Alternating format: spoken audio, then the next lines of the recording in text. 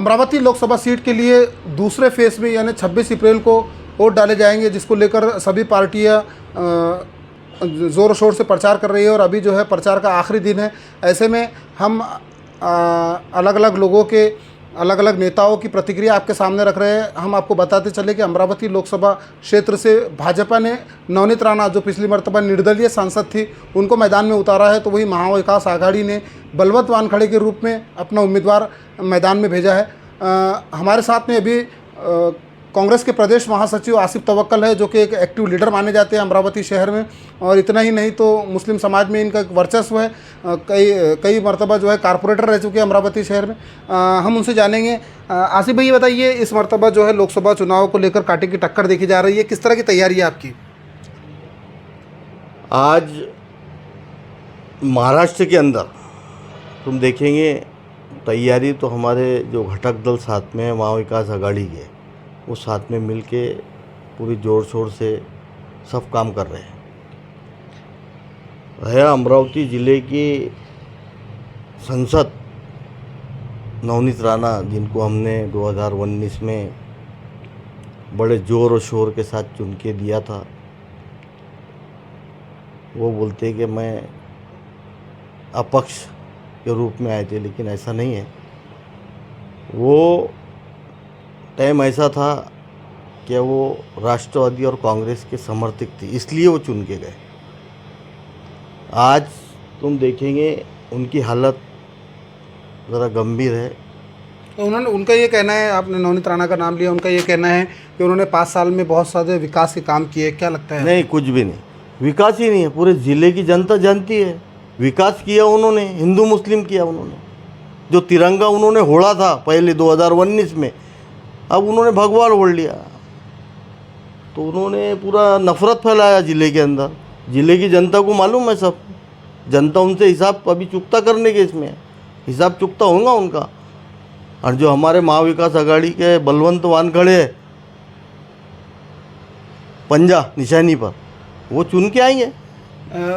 अलग अलग तरह के जो प्रचार को लेकर अलग अलग यहाँ पर नई नई चीज़ें सामने आई है। कल आपने देखा कि बच्चू कडू ने आरोप लगाया कि उन्होंने साइंस कोर मैदान पर जो है सभा को लेकर आवेदन किया था, लेकिन उनका आवेदन रद्द करने के बाद, उनकी एप्लीकेशन रद्द करने के बाद भाजपा के उम्मीदवार जो है नवनीत राणा की सभा के इजाज़त दी गई। इस पूरे मामले को आप कैसे देखते हैं आसिफ भाई?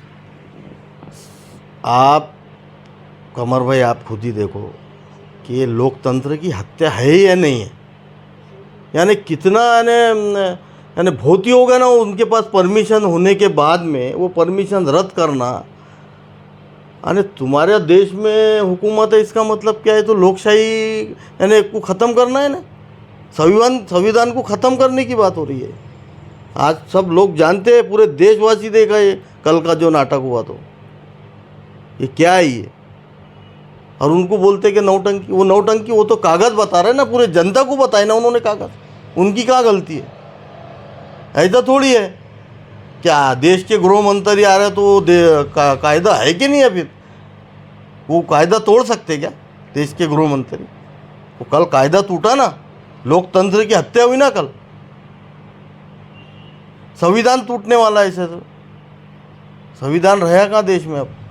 इसलिए मैं जनता से अपील करता हूँ कि आने वाले समय में अपन वोट के ज़रिए से संविधान को बचाना है, लोकतंत्र को बचाना है, अपने देश को बचाना है।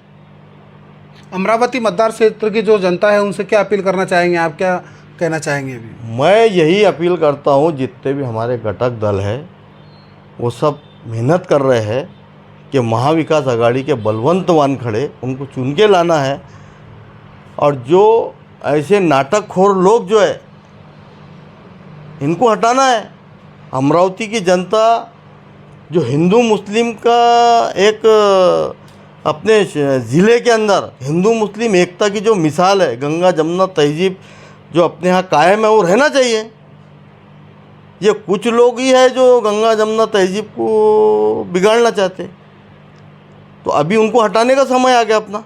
पूरे हिंदू मुस्लिम भाई मिल के सब उस ऐसे लोगों को हटाओ और अपने अमरावती शहर की को कायम रखो। गंगा जमुना तहजीब जो है अपनी, उसको कायम रखना है अपने को। क्या समीकरण है आपका? बलवंत वानखड़े की जीत का दावा आप कर रहे हैं, किस तरह का समीकरण है, किस तरह के समाज आपके साथ में है, क्या कुछ? हमारे साथ में सभी जाति धर्म के लोग साथ में हैं। हिंदू, मुस्लिम, बौद्ध समाज, जितने भी एंटी एसी सब हमारे साथ में हैं। और बलवंत वानखड़े वन साइड चुन के आ रहे हैं, 1 से 1.5 लाख वोटों की लीड से चुन के आएंगे। आपको 4 जून को मालूम पड़ जाएगा, सब सामने आ जाएंगे। आप जो है वोटर्स का परसेंटेज बढ़े उसके लिए क्या कुछ मेहनत कर रहे हैं? जैसे कि हमने सुना है आपने कई ज़्यादा अलग अलग इलाकों में बूथ लगाए हैं, क्या किस तरह की तैयारी है? हमारे अमरावती में ज़िले में भी चालू है, और अमरावती में हिंदू एरिया हो, मुस्लिम एरिया हो, हिंदू भाई हमारे बहुत मेहनत कर रहे हैं, बौद्ध समाज हमारे भाई हमारे मेहनत कर रहे हैं। मुस्लिम क्षेत्र में हमने जगह जगह बूथ इसलिए खोले कि वोटिंग परसेंटेज अपना बढ़े। जगह जगह हमने खोला है, जगह जगह हमने लड़के बिठाए कि वो भी वोटिंग होना चाहिए, और वोट अपना अधिकार है, वोट होना चाहिए। मैं नौजवान जो है, नौजवानों से मैं अपील करता हूँ, हिंदू मुस्लिम भाइयों के, तुम आओ और अपना वोट का परसेंटेज पूरे ज़िले में बढ़ना चाहिए, सबने वोट देना चाहिए। अपने को देश को बचाना है, अपने देश की समझो लड़ाई होगी ना, देश को बचाना है। जो 2014 में अपन ने जिनके सुपुर्द देश किया, उन्होंने आज देश को बर्बाद कर दिया। आज तुम देख लो, देश खतरे में अपना। इसलिए मैं अपील करता हूँ कि ज़्यादा से ज़्यादा वोटिंग करें। 99% वोटिंग होना चाहिए अपने ज़िले में।